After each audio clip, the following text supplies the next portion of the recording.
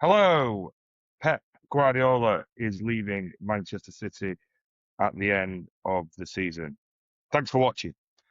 No, I'm Stephen. I'm going to talk about Pep, his legacy, and what it might mean for the remaining two games of the season.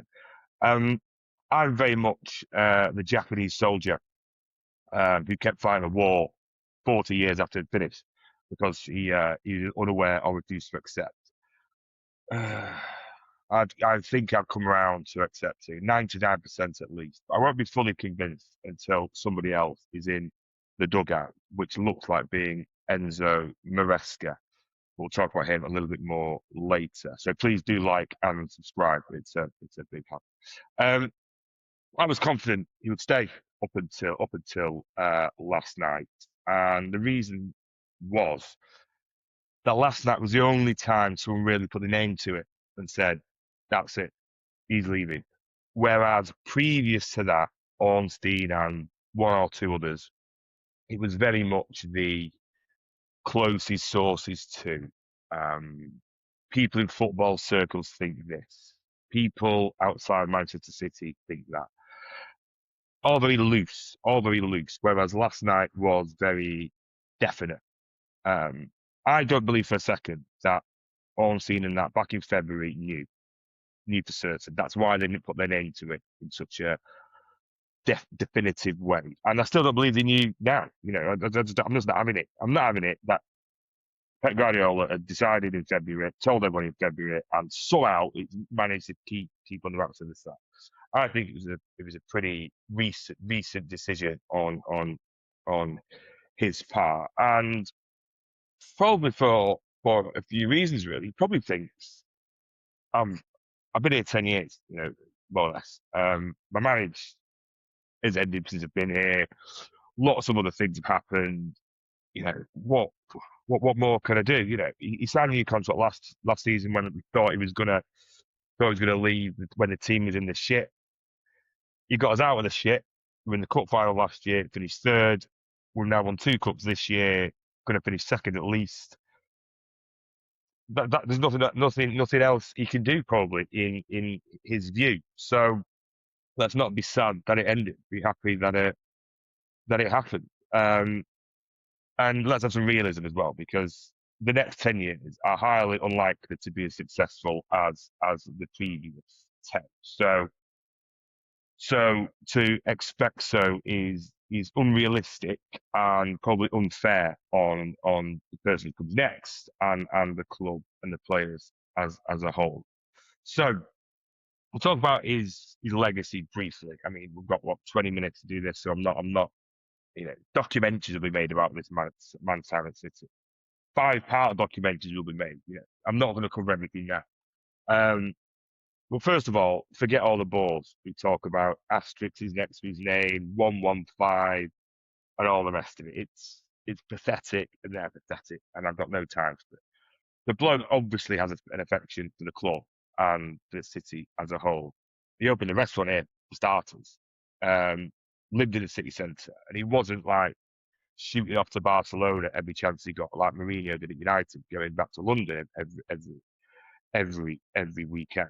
Um, I remember when it was confirmed we had him. I worked for a company on Windsor Way in Knutsford, and two of my colleagues came in and said, City have confirmed they're getting Pep Guardiola, or it has been confirmed City getting Pep Guardiola. And my initial thought was, great, he's a good manager, but he's not a fucking magician. Because at the time we still had Kolarov, Sagna, Zabaleta, quite an aging team. So he had work to do, and you've got to remember the environment that he came into at the time. It was, who does this guy think he is? He can't play Barcelona football at City. He didn't win the Champions League with Bayern Munich. He can't do anything without Messi. Blah blah blah. And then he came out with the "I don't coach tackles," which you think, oh God, here we go. Like he's inviting pressure on himself. But he knew what he was doing, doesn't he? He changed the way City in the Premier League have played. He's changed the way the entire football pyramid has played. I go to watch Altrincham from time to time, and he's obviously influenced the way they play down at that level. Go and watch them 10 years ago. They weren't playing like they are playing now. So his influence on the city of Manchester, the club, country, and the sort of football community, the country as a whole, is not to be underestimated. But it has been some ride, hasn't it? Go back to those early days. What was the first thing you did? Booted out Joe Hart. You're like, what? What are you doing? Booted out Joe Hart, getting this Claudio Bravo in to varying degrees of success. You know, he was about to boot Sergio Aguero out, but talked him around to change the way he plays, and that was for the better. We've gone from 100-point team to domestic treble to European treble to 4 in a row to winning 2 cups this season, maybe even 3, and loads in between, loads in between. Could we have really wished for more? Could we? There's a couple of regrets. We've all had a few. They're losing to United at home after being 2-0 up, we could have won the league that day. That was a regret. The Champions League final against Chelsea, yeah. But listen, fucking arguing around the edges here. There have been some regrets, but there have been very, very few and far between. I mean, he's risen the status of the club, risen the status of the players that had played for it. Look at where we were when he came. We what went out really wet against Real Madrid in the Champions League semis, and now when we go out, we got in a blaze of glory. So I know which way I'd rather have it. Like I said, he improved the standard in the club, improved all the players that he's coached, barring a few. Calvin Phillips brings to mind, and I'm sure there's again 1 or 2 others. But again, that's a probability argument. You're not going to be everyone. But from Zinchenko at left back, O'Reilly at left back, the development of Phil Foden, changing Aguero's game, Kevin De Bruyne, Rodri. Who thought Rodri would be World Player of the Year after his first season here? I didn't. So, just 20 trophies, countless players improved, countless goals, it's all been done while being as cool as fuck. Whether it's the way he dresses, whether it's the way he sticks up for City against the sort of Premier League and European establishment, looking at going back to the time at Cas when you wait for booting us out, going back to when the 7 teams wrote a letter saying we should be thrown out immediately, and he rattled them all off in a press conference. I think Burnley were in that list as well. And when he talks about the charges, I will not be leaving this seat. I will not be leaving this seat. Now, he obviously has left a seat before the charges come out, but I mean, there's only so long you can wait, can't it? How long has it been? It's been fucking 3 years, sort of something like that. Remember when Omar Barada left to go to United? He said, "Oh, it's a sign the charges, the verdicts of the charges are dropping." When did he leave? 18 months ago. There's still no sign. So I can't blame him for that. His occasional political opinions, which some people disagree with, I think are by and large correct. So he's been something else. What's that cult figure? Because it's a bit more than that. It's more substance to it than a cult figure. I might actually get around to finishing the book that I got last year. So this might give me the impetus to finish the book. But it's hard, isn't it? It's hard. Just drop on you like that, right? He's off. But if it had said on Sunday after the game, right, he's going into the next season, and we have some 12-month farewell tour where every drop point will be a narrative of, ooh, are the players playing for him? And a constant churn and boring question. So if I had a choice of now or in 12 months' time, and everyone knew he was going to have it in 12 months' time, I think I'd go for now, rip the plaster off and all that. I think that's what I'd do. I'd take every day of the week, and yeah, it still sort of hit home really. I mean, I'll go to the Bournemouth game shortly, but I don't think we'll win today. And I'm sort of at ease with that because then Sunday can come along and we can all have a lot of fun, sing Bernardo songs, sing John Stones songs, sing Pep Guardiola songs, and everyone just relax and having some fun in the stands. So I'm easy, I'm easy about tonight's match. But from a medium to long term perspective, I don't think we'll make the same mistake as United, as in having Ferguson sat in the stands every week, looking miserable as a shite team crumbles around it. Nah, I can't see it, and I don't think Pep would want to do it anyway. Fucking leave Barcelona. I think I would. Um, yeah, I expect he might come back once or twice every 5 years or something, like an invitation thing or an anniversary of something or an opening in a stand or whatever it happens to be, things of that nature. But I can't see it being a regular fixture. Um, so what's he going to do next? Is he going to manage a club team? Is he going to manage a national team? I don't know really. I don't think he knows. I thought when he came, he'd do 3 years at us and then go win the league and go manage Juventus. So he's ticked off Germany, Brazil, Spain, and Italy.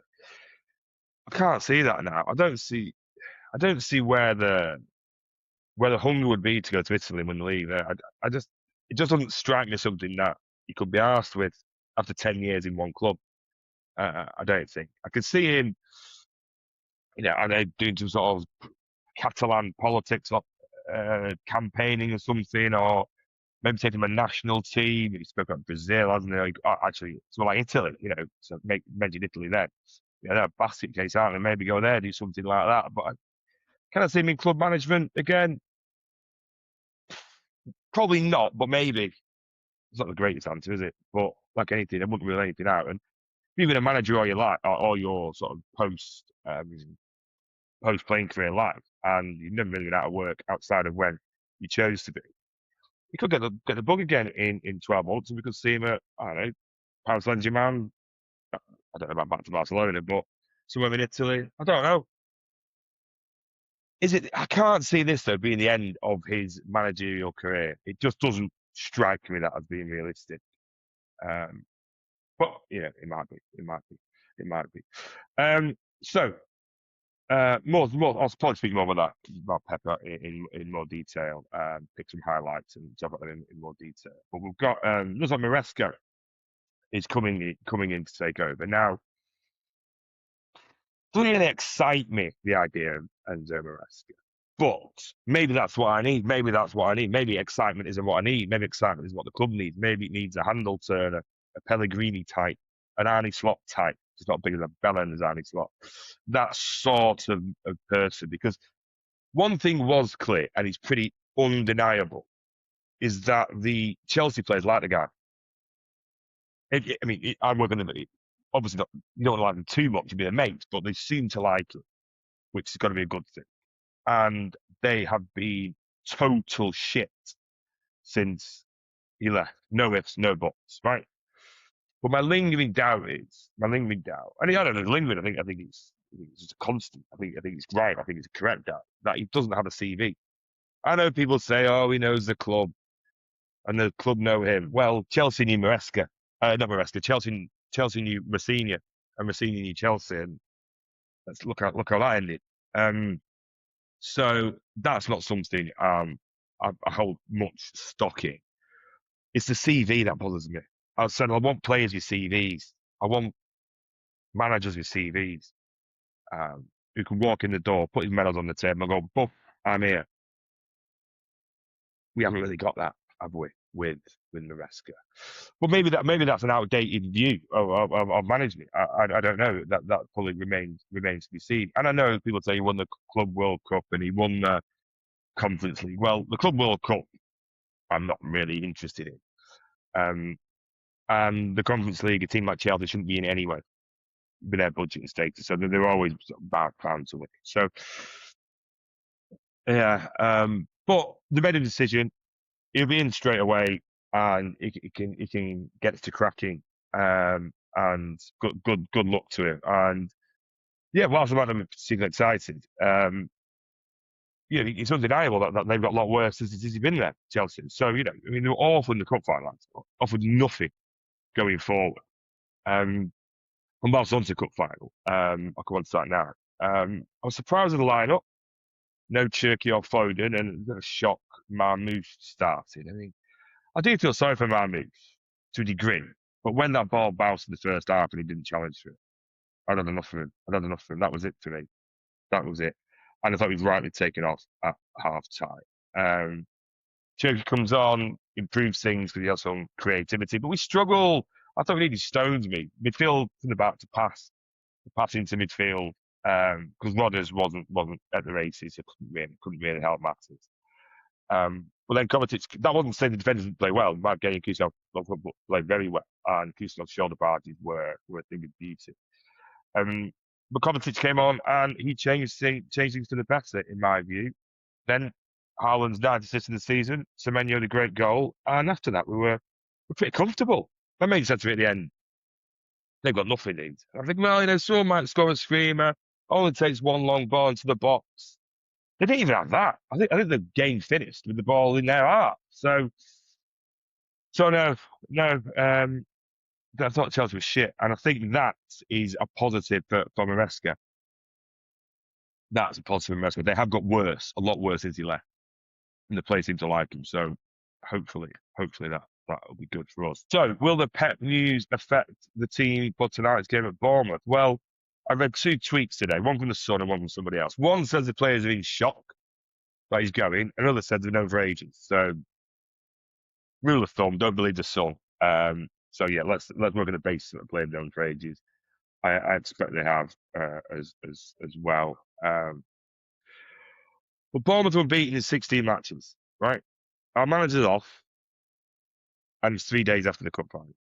I find it virtually impossible that you can win this match. I think it's almost impossible you can win this match, and almost impossible that we can win the league from here. We can't win the league if we don't win. But we've won the league from seemingly impossible and hopeless positions before, haven't we?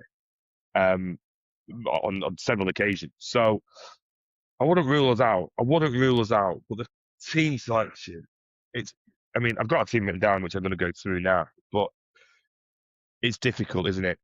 It's difficult to see. I don't fit what state of mind they're going to be in, because he's definitely going. On a human level, they'd have had phone calls, text messages of all the mates, everyone saying, "Oh, what do you have about?" They'd probably do their head in. Bournemouth's a long way from home, so yeah, I'm not confident. But it's one last hurrah, isn't it? This is it. Do or don't. Simple as that. So, whilst Bournemouth are a threat, they're not playing for a while. So maybe they'll be rusty. Who knows? But if we're going to go down, if we're going to lose, or we're going to not win the league today, let's do it in a blaze of glory. So Donnarumma in net. I think that's obvious. Nunes at right back, O'Reilly left back. I think that'd be right. Kuznetsov and Gay, can they go again? Can they? Maybe not. Maybe throw Stones in or Ake in instead of one of them. Midfield's interesting. Bernardo plays all the time, so he'll be in. Rightly or wrongly, Bernardo will be in. Will Rodri be in? In fact, will Vardy be in the back, because he played an hour against Brentford. Was it because it's Brentford? Did we play midweek? Brentford. No, it wasn't. Crystal Palace. Played Crystal Palace. And he wasn't seen the cup finals. This seems a bit of a weird thing to do, so maybe he comes in. So yeah, Rodri in midfield. There has to be a massive uptick in what he's capable of from Saturday to today if he's going to play. And can you make that uptick in such a small amount of time? I don't know. I'm not a sports scientist, as you probably know. So maybe not. And up front, I can't see Semenyo playing a game. I didn't think he played the cup final, so I can't see him playing a game today.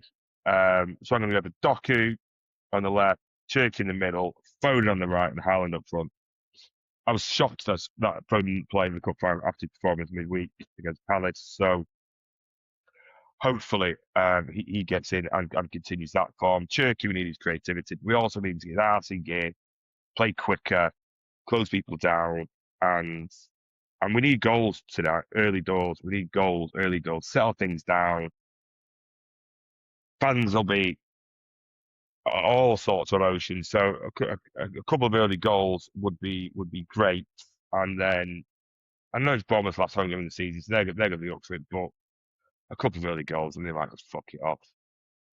You never know. Hopefully so.